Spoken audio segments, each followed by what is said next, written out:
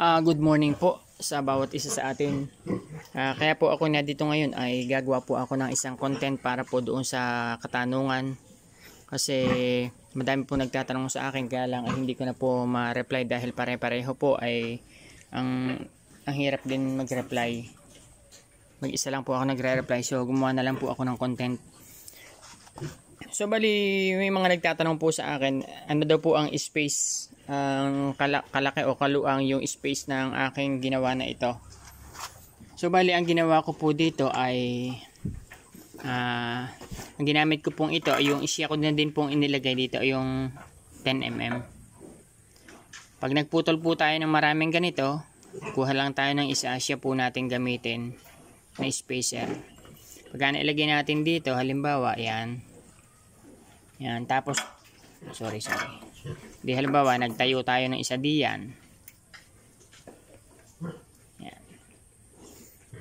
Tapos kuha tayo ng isang kabilya, halimbawa yung kabilya to wala akong makuha yan, lagay natin dito. Pag na weldingan natin, tanggalin natin uli, ganun din pwede yan sa kabila. Tapos next, lagay ulit tayo din sa kabila. Tapos doon naman sa kabila maglalagay tayo ng nakaganto. So ginamit ko lang pong spacer ito. Bale ito po ang ginamit kong spacer. Yan, 1, 2, 3, yan. Pero para doon po sa nagtitipid, gusto ay medyo maluang-luang, pwede naman po kayong gumamit ng ito, 12mm.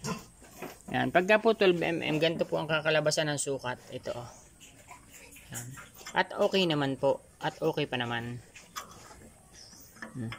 Meron po akong isang ganito na ang gamit ko pong spacer ay 12mm. Yan.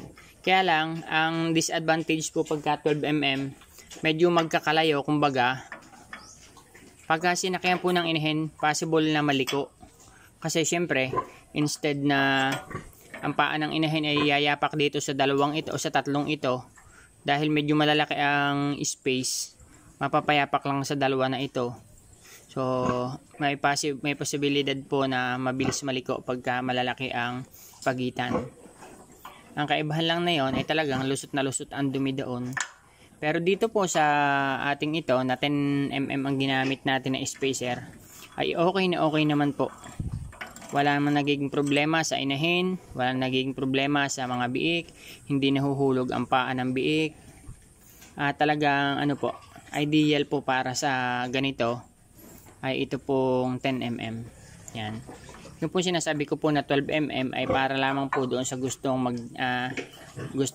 magtipid ng space. Kasi kung kulang ang budget, pagkakasyahin mo na lang yung ilang buo dito. Ito po ang kalalabasan ng 12mm. Yan 12mm.